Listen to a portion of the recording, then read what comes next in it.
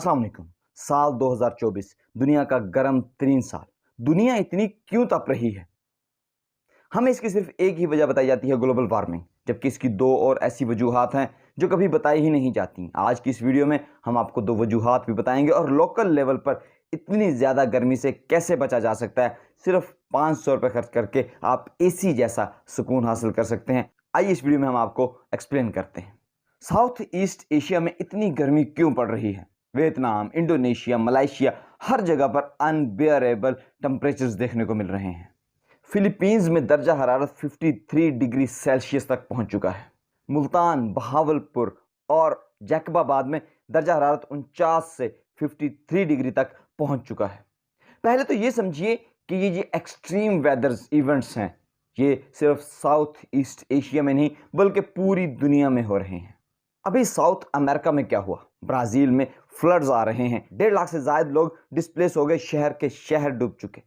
South Africa में drought की situation है। 1947 के बाद पहली दफा इतना खतरनाक ड्राउट कहत साली शुरू हुई है। इसकी वजह एक वेदर इवेंट है, एल नीनियो। वैसे तो ये एक नेचुरल क्लाइमेट साइकिल है जो कि हर 5 से 7 साल में देखने को मिलता है, लेकिन क्लाइमेट चेंज की वजह से ये एक्सट्रीम होता जा रहा है। इसका पूरा नाम है एल नीनियो सदर्न ओसिलेशन। इसको ENSO भी कहा जाता है। वर्ल्ड हेल्थ ऑर्गेनाइजेशन के मुताबिक ये दूसरी बड़ी चीज है जिसकी वजह से दुनिया का क्लाइमेट बदलता है। इसके ऊपर पहली चीज जो आती है वो है जमीन और सूरज का रिलेशनशिप। ये जमीन जो सूरज के गिर्द घूमती है और उससे वेदर पैटर्न्स बदलते हैं। सर्दियों के बाद गर्मी और गर्मियों के बाद सर्दियां आती हैं, लेकिन इसके ऊपर जो दूसरा बड़ा इफेक्ट होता है वो इसी एल नीनियो का होता है। क्या है ये एल नीनियो? ये सिर्फ पैसिफिक ओशन में देखने को मिलता है। ये दुनिया का सबसे बड़ा समुंदर है जो अमेरिका और एशिया के दरमियान पाया जाता है। आप इसकी मिसाल एक टब से लीजिए। एक टब को सामने रखिए और अगर आप उसमें हाथ फेरते हैं यूं तो पानी एक तरफ का दूसरी तरफ चला जाता है, दूसरी तरफ का पानी एक तरफ आ जाता है। इस समुंदर में हवाएं चलती हैं जो ईस्ट से वेस्ट की जानब चलती हैं। इनको ट्रेड विंड्स भी कहा जाता है। ये हमेशा अमेरिका से ऑस्ट्रेलिया और एशिया की तरफ ही चलती हैं क्योंकि ज़मीन की रोटेशन इसी तरह से होती है। क्योंकि ज़मीन भी वेस्ट से ईस्ट की तरफ रोटेट कर रही है, तो इससे होता क्या है कि ट्रेड विंड्स के ज़रिए समंदर का पानी वेस्ट की तरफ यानी एशिया और ऑस्ट्रेलिया की तरफ बहने लगता है। जब ये पानी वेस्ट की तरफ फ्लो करता है तो ईस्ट यानी अमेरिका के पास ठंडा पानी नीचे से ऊपर आता है और ऊपर से जो गर्म पानी है वो ऑस्ट्रेलिया और एशिया की तरफ आता है। इसको अपविलिंग भी कहते हैं। अब इन ट्रेड विंड्स की वजह से ये गर्म पानी ऑस्ट्रेलिया की तरफ चला गया और समंदर के नीचे से ठंडा पानी अमेरिका के पास आ गया। इस गर्म पानी की वजह से इवेपोरेशन आसान हो जाती है और ज्यादा बारिशें देखने को मिलती हैं एशिया और ऑस्ट्रेलिया में। अब फर्ज करें कि ये ट्रेड विंड्स कमजोर पड़ जाती हैं और पानी जो अमेरिका से ऑस्ट्रेलिया की तरफ आ रहा था वो अब समुद्र के अंदर ही कहीं ऊपर रहेगा और वहां पर इवेपोरेशन का काम ज्यादा होगा। ये इवेपोरेशन समुद्र के ऊपर ही होगी, ऊपर ही बादल बनेंगे और कहीं पैसिफिक ओशन में ही बारिशें होंगी, जिससे एशिया और ऑस्ट्रेलिया में वेदर ड्राई हो जाएगा। यही फिनोमेना है एल नीनियो का। ये कोई रेगुलर साइकिल नहीं है, ये कभी 2 तो कभी 5 साल के बाद होता है, मगर जब ये होता है तो 6 से 12 माह तक चलता है। तो इसी में दुनिया के वेदर पैटर्न्स बदल जाते हैं और एशिया और ऑस्ट्रेलिया में शदीद तरीन गर्मी पड़ती है। ऑस्ट्रेलिया में 2020 में वाइल्ड फायर हुई थी, उसकी वजह भी एल नीनियो ही था। 2018-19 में एक एल नीनियो चल रहा था जो 2020 तक चला। यही वजह है कि दिसंबर 2020 में ऑस्ट्रेलिया में वाइल्ड फायर देखने को मिले थे। उसके बाद तब से लेकर 2023 तक एक और एल नीनियो चल रहा था। इसका साउथ अमेरिका पर उल्टा असर पड़ता है। वहां पर बारिशें ज्यादा होती हैं, इसीलिए ब्राजील में फ्लड्स आ रहे हैं, वहां पर बारिशें ज्यादा हो रही हैं। ये एल नीनियो की एक दूसरा इफेक्ट भी होता है, उसे कहा जाता है ला नीनियो।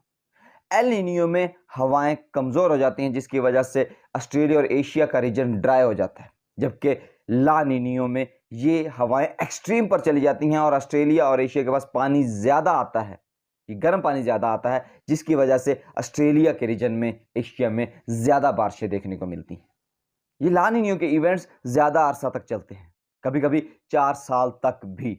यही वजह है कि जब पहला 2018-19 के एल नीनियो के बाद ला नीनियो शुरू हुआ तो 2020 में ऑस्ट्रेलिया में फ्लडिंग्स देखने को मिली।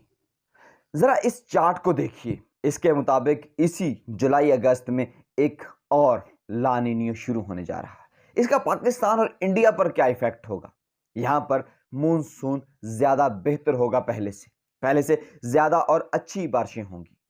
पिछले साल बारिशें कम हुई थीं और इसी एल नीनियो की वजह ही है कि साल 2023-24 की गर्मियां शदीद तरीन हैं। साउथ अफ्रीकन कंट्रीज में ड्राउट कहर देखने को मिला और दुबई में होने वाली शदीद तरीन बारिशों के पीछे भी कहीं ना कहीं कुछ हद तक इसी की वजह बताई जाती है। ये ग्लोबल वार्मिंग की वजह से एल नीनियो और ला नीनियो के इफेक्ट्स शदीद तरीन होते जा रहे हैं, जिसकी वजह से बारिशें, शदीद तरीन मौसम एक्सट्रीम पर जा रहे हैं। बारिशें होती हैं तो बहुत ज़्यादा और गर्मी पड़ती है तो भी बहुत ज़्यादा। मौसम हर तरह से हार्श होता जा रहा है। इस शदीद तरीन गर्मी की एक वजह अर्बन हीट आइलैंड्स भी हैं। अब ये अर्बन हीट आइलैंड्स क्या होते हैं कि शहर के वो इलाके जहाँ पर बड़ी बड़ी बिल्डिंग्स बनी होती हैं, ग्लास की, कंक्रीट की, और वहाँ पर हवा का गुजर भी आसानी से नहीं होता।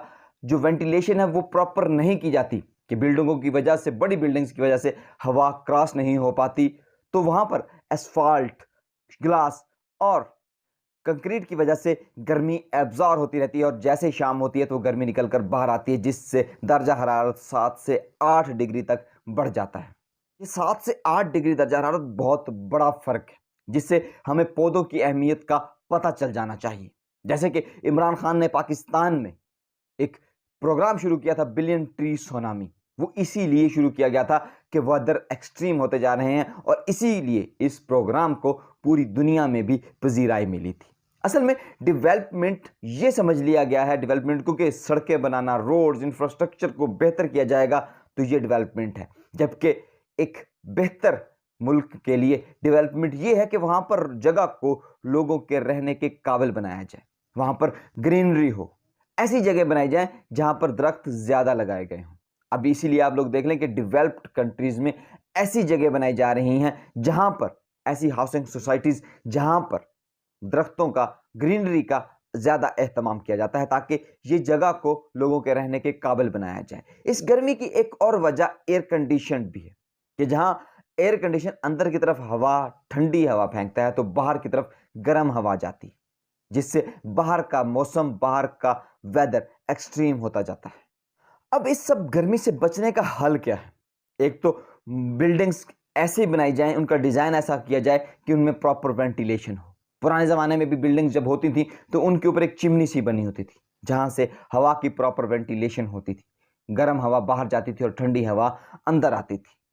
इसकी एक और सादा सा इसका तरीका कि छतों को वाइट पेंट किया जाए। अब आप लोग सोच रहे हैं कि वाइट पेंट इतना महंगा है कि 2000-3000 की एक बाल्टी आती है, तो एक आसान सा टोटका कि प्लास्टर ऑफ पेरिस की एक बोरी जो पाकिस्तानी 450 से 500 रुपए की आती है, आप वो लेकर उसको भिगोकर उसका अपनी छतों के ऊपर रंग कर दें, तो जिससे 2 से 3 डिग्री का फर्क पड़ेगा। अब 2 से 3 डिग्री के फर्क से आपके घर ठंडे रहेंगे। एक और तरीकाकार भी है जो नई टेक्नोलॉजी है, बल्कि ये नई नहीं बल्कि पुरानी टेक्नोलॉजी है। ये टेक्नोलॉजी दीवारों में रेडिएंट कूलिएंट का इस्तेमाल है कि दीवारों के अंदर पाइप बिछा दी जाते हैं, उनमें से पानी गुजरता है तो आपके कमरे ठंडे रहते हैं। ये पुरानी टेक्नोलॉजी इसलिए है कि राजा महाराजा जब अपने किले बनाया करते थे तो वो अपने किलों के इर्द गिर्द वाटर चैनल्स रखते थे ताकि जिससे इसका माहौल, इसका एनवायरनमेंट ठंडा रहे और वो रहने के काबिल हो। एक और चीज़ भी आप लोग कर सकते हैं कि आप अपनी छतों पर ग्रीनरी उगा सकते हैं, अपनी सब्जियां गमलों में उगाएं ताकि आपकी छतें मज़ीद ठंडी रह सकें। पर्सनल ट्रांसपोर्ट को छोड़कर पब्लिक ट्रांसपोर्ट को इनकरेज करना होगा और दरख्त ज़्यादा लगाने होंगे। ये काम हमें अभी करना पड़ेगा। अगर अभी काम हमने नहीं किया तो आने वाले चंद सालों में, साल के 336 दिनों में से 250 दिन हीट वेव्स देखने को मिलेंगी और दुनिया ये रहने के काबिल नहीं रहेगी। अगर इस वीडियो से आपको कुछ बेहतर सीखने को मिला, कोई वैल्यू मिली, तो इस चैनल को सब्सक्राइब जरूर कीजिए ताकि आपको मजीद इंफॉर्मेटिव और अच्छी वीडियोस मिलती रहें। मिलते हैं इंशाल्लाह नेक्स्ट वीडियो में, तब तक के लिए मुझे दीजिए इजाज़त। अपना और अपने प्यारों का रखिएगा ख्याल। अल्लाह निगहबान।